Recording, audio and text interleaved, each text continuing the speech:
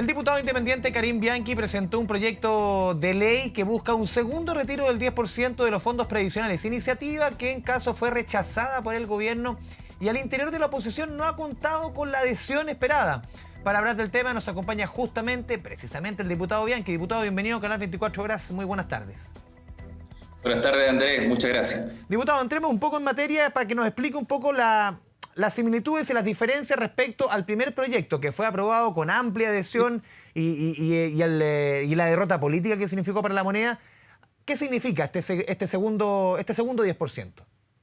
Bueno, primero hacerme cargo un poco de la oposición que usted señala del proyecto. El antiguo 10% quizás partió con peor panorama. Yo creo que esto, en la medida que vaya, ¿no es cierto?, discutiéndose la idea, formulándose esto y que la presión ciudadana y la necesidad ciudadana surja, yo creo que el proyecto puede tomar quizás otro sentido. Pero acá tenemos, yo creo que del primer proyecto del 10%, lo primero que sacamos como experiencia es que la gente es dueña, es su, ¿no es cierto?, es su dinero, y bajo este concepto de propiedad, yo creo que es como surge este nuevo 10%. Acá las AFP son meras administradoras y la gente es dueña de sus fondos. Bajo este concepto, nosotros incorporamos, además de la universalidad que tenía el primer 10%, además que fueran, ¿no es cierto?, sin cobro de impuestos, sin cobro de comisiones, además que fueran embargables, incorporamos acá un derecho, ¿no es cierto?, al retiro, no es obligatorio,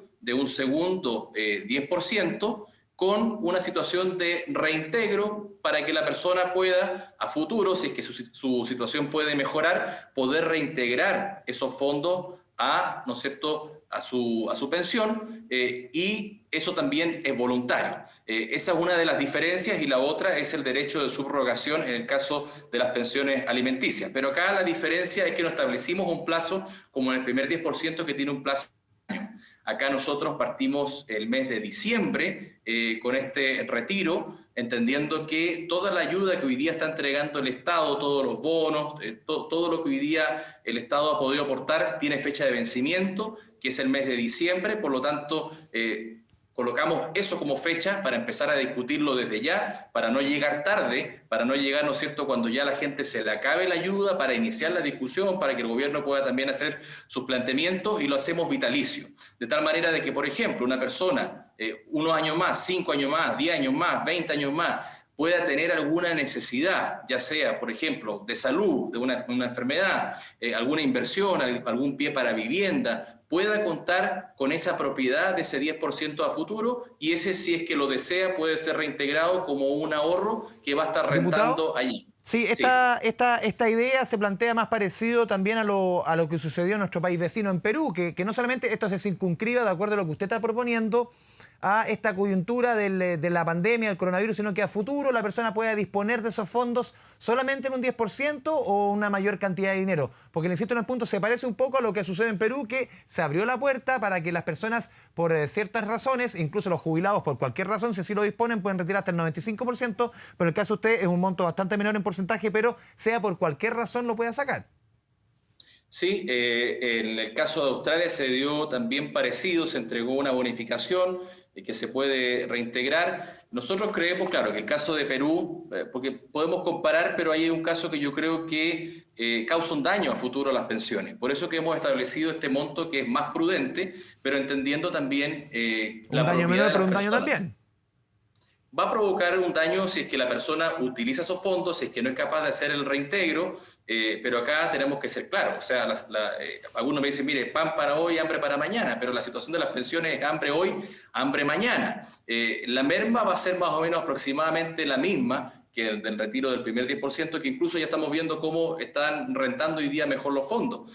Por tanto, podemos prever un escenario más o menos parecido, pero entendemos que es difícil construir una situación de futuro cuando tenemos un presente que puede ser muy adverso. Por eso que yo creo que algunos me dicen, mire, todavía no es tiempo de discutirlo. Yo creo que sí, porque los tiempos legislativos son tiempos extensos. Somos un Congreso que tiene 2 cámaras, que las discusiones se tardan. Por eso que yo creo que así como algunos dicen, mire, puede ser irresponsable, me parece que también es irresponsable dejar la discusión para cuando se acabe toda la ayuda del Estado y empezar recién ahí a ver qué hacemos. Yo creo que es importante desde ya ver cómo vamos paso a paso, así como se hace en salud paso a paso, también en el ámbito económico, ver cómo vamos avanzando de aquí a diciembre. Diputado, usted abre la posibilidad, por ejemplo, del reintegro.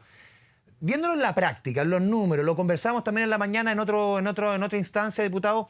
A ver, hoy día tenemos 11 millones de afiliados, de los cuales 5,2, un poquito más, cotizan regularmente. Esa es la realidad en Chile, menos de la mitad de los afiliados cotizan regularmente. También, quienes tengan la posibilidad, por ejemplo, de hacer un APB, pueden ahorrar por el lado, son los menos. ¿Quién podría en la práctica reintegrar esa plata? Si menos de la mitad cotiza y solamente los que tienen más plata al final podrían reponer esa plata a través, por ejemplo, y hoy día lo pueden hacer, de una APB. Sí, es una situación que es real. Nosotros esperamos que la mayor cantidad de gente pueda hacerlo. Y si no lo puede hacer es porque hoy día yo no puedo decir que la gente es incapaz. Yo creo que la gente puede ser capaz y puede ser con ese fondo que haga una inversión y ojalá que pueda a futuro hacerlo. Si no lo puede hacer es porque también ese 10% le sirvió para cubrir una necesidad que sin otra plata no lo hubiese podido cubrir. En el mismo matinal de ustedes de la mañana yo miraba a tanta gente que, por ejemplo, en La Vega pudo hacer inversión para poder sacar su emprendimiento adelante. Por eso que yo creo que hay que yo creo que no caricaturizar y pensar, ¿no es cierto?, en los escenarios presentes que pueden ser muy adversos. Todavía no sabemos cómo se va a comportar la pandemia, no sabemos cómo va a estar la situación económica, pero negarnos de plano yo creo que no corresponde porque hoy día no sabemos cómo se va a dar la situación a futuro y yo creo que por eso tenemos que hacerlo con tiempo, para no llegar tarde, como siempre la gente se queja que los políticos llegamos tarde. Yo creo que lo estamos haciendo con los tiempos prudentes para ver cómo va a estar el escenario de aquí a diciembre. Esperamos que ese derecho de reintegro lo puedan utilizar el máximo de personas. Entendemos que no. Entendemos también, para no hacer falsas expectativas, que mucha gente no va a poder volver a hacer el retiro. Cerca del 27% tenía menos de 1 millón, pero eso no es culpa del 10%. O sea, si alguien tiene menos de 1 millón es porque no tuvo la capacidad de ahorro de siquiera un año. Entonces, o son personas muy jóvenes, o son personas extranjeras, o son personas que estaban también condenadas a una pensión básica solidaria, si es que es una pensión muy mala. Por eso yo creo que tenemos que verlo con tiempo. Yo creo que no cerrarnos, no pensar que es la misma situación del primer 10%. Acá se consagró un derecho de propiedad que podemos utilizarlo ahora como a futuro. Y otro de los aspectos que yo quisiera también destacar, que si algo también se vio era el tema de las pensiones alimenticias, que acá hay un incumplimiento en Chile de más del 85% y establecemos un derecho de subrogación, que no tenga que ir la persona, ¿no es cierto?, a cobrar su 10% para que luego se la quiten, ¿no es cierto?, sino que la persona a la cual se le debe, ya sea el hijo, la madre, el padre, pueda ser ellos quienes cobren por, ¿no es cierto?, el deudor y así no tener que pasar por esa situación de incertidumbre si esta persona va o no a cobrar el 10%, y creemos que también eso mejora el primer proyecto. Diputado, a ver, usted mencionaba de alguna forma los números. Hoy día, de acuerdo a las cifras que entrega las AFP, cerca de 2,8 millones de personas quedaron con el saldo cero en sus cuentas. Usted decía, es más o menos el 27% de los afiliados, 1 de cada 4 afiliados. Ellos mismos calculaban, o desde otros técnicos decían, de concretarse 8 retiros del 10% serían ya no 2,8 millones, serían 4 millones de afiliados los que quedarían con su saldo cero. Y le hago la siguiente pregunta, porque aquí no hay que cargarle la mano a quien está retirando, porque muchas veces tienen legítimas necesidades hoy día en una situación económica muy difícil. ¿Quién se hace cargo de esa carga económica a futuro? ¿El Estado sería capaz de abordar, sobre todo cuando se está discutiendo en paralelo, una pensión básica universal? Ya no pensión básica solidaria para el que no cotiza, que se planteó el año 2008 y lo aprobó bajo el primer gobierno de Michelle Bachelet, sino aquí una pensión básica universal desde 200.000 pesos es lo que se está discutiendo. ¿Tiene el Estado las espaldas para abordar un desafío de gasto social, de gasto previsional de ese nivel? Es que lo que pasa es que la pregunta que usted me hace nos invita a hacer otra reflexión. No si es prudente o no este 10%, es que nos da la razón de que tenemos que cambiar el sistema de pensiones. Nos da la respuesta de que si esta cantidad de personas no logra tener ese piso mínimo, es que tenemos que avanzar hacia el cambio del sistema de pensiones. Porque acá me dice, el Estado será capaz de absorber, y el Estado va a tener que absorberlo igual. Si estas personas sacan o no este 10% y quedan en saldo cero, es porque ni siquiera les alcanzaba para una pensión básica solidaria. O sea, no es que el Estado vaya a tener que ir a salvar a esas personas porque sacaron ese 10%, iba a tener que ir igual, porque tampoco le iba a alcanzar para una pensión ni siquiera básica solidaria. Entonces, esa comparación yo creo que no es una comparación que podamos establecer como decir, mire, para ver si sacamos el 10%. Es una realidad y esa realidad nos hace ver que las pensiones en Chile a futuro, de toda esta cantidad de personas, tenemos un grave problema. Y no es el 10%, es que es el sistema de pensiones el que tenemos que modificar. Y si se cambia el sistema de pensiones, ¿usted cree que esta situación podría cambiar en el fondo? Porque alguien tiene que pagar esa pensión, sea el afiliado, sea el Estado. Por eso insisto en la pregunta, porque yo no los incluyo solamente al 10%, los incluyo también a esta discusión en paralelo, que ya muchos técnicos que antes se oponían, que es la pensión básica universal, ya ha ido tomando forma, ya ha ido tomando color, a muchos les hace sentido. Sí. Por eso si esas dos cosas pueden conversar, porque hay muchas necesidades y obviamente tenemos un Estado que no es lo suficiente hoy día robusto en lo económico para abordar un gasto de ese nivel. Hoy el Estado quizás no lo puede abordar, hay un esfuerzo tripartito que hay que hacer, ¿no es cierto?, del trabajador, del empleador, del Estado, pero seguir con el modelo de capitalización individual, pensando que solamente bajo ese régimen de cuánto yo puedo ahorrar, vamos a tener buenas pensiones sin que exista un modelo de solidaridad paralelo, yo creo que estamos en un camino erróneo. Es por eso que tenemos que avanzar hacia eso. Quizás el Estado no tenga la capacidad hoy para llegar hacia eso, pero eso tampoco es la excusa para no ir avanzando hacia eso. O sea, lo que hoy día no podemos evitar es la discusión que tenemos de fondo y que esa discusión tiene que darse sí o sí. O sea, este modelo ya llegó, podemos criticarlo positivo o negativamente, pero de que llegó un colapso y de que no es capaz de dar pensiones de dignidad, yo digo, ni siquiera de dignidad, acá lo que estamos fabricando es pobreza. Estamos fabricando dependencia. Mientras no lleguemos a un mínimo, yo creo que tenemos que pensar en esta reforma de manera urgente. No sé si a través del plebiscito, no sé la medida, pero eso es una tarea que tenemos ya que haber hecho antes de ayer.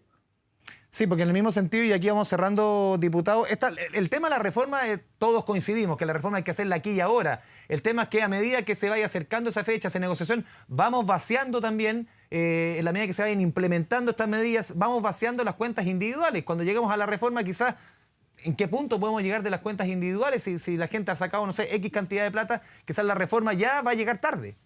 Ya llegó tarde. Que seguramente cuando José Piñera diseñó el sistema de pensiones no pensó que había coronavirus y nadie podía visorar esta situación. Estamos en una situación excepcional y yo entiendo que mucha gente que está en una situación de comodidad, como parlamentarios que critican esto, pueden decir, mire, el futuro, claro, hay que ¿no es cierto?, pensar en el mañana de las personas. Pero hoy día hay un presente que es muy negativo para muchas personas. Entonces, es difícil construir ese futuro si hoy no tenemos una solución al presente. Entonces, lamentablemente, es una situación que tenemos real. Ojalá que el Estado, con lo que estamos haciendo, se motive y pueda de aquí a diciembre sacar propuestas. Eso no lo descartamos. Si lo que tenemos que hoy día abrir la discusión es cómo podemos mejorar la calidad de vida de muchas personas a las cuales no le llegan. No solamente la cantidad que usted menciona, las personas que están con renta vitalicia, las personas que están en el sistema antiguo, tampoco reciben ninguna ayuda del Estado. Y la ayuda ha sido hiperfocalizada. El mismo Estado nos ha llevado a esto. Y si hablamos, por ejemplo, de todas estas pérdidas que pueden tener este porcentaje de retiro, yo no veo la discusión tampoco en cómo las pérdidas cómo hemos visto las pérdidas que han tenido las AFP. Eso también es un tema que tenemos que abordar. O sea, acá no solamente culpemos al 10%, las AFP han tenido pérdidas y eso no se ha traducido en las pérdidas para ellos, solamente para el afiliado. Y es uno de los factores que indudablemente, como la edad de jubilación, tenemos que cambiar. Diputado Bianchi, le agradecemos esta conversación con Canal 24 Horas. Muy buenas tardes. Bueno, gracias a ustedes. Que estén muy bien.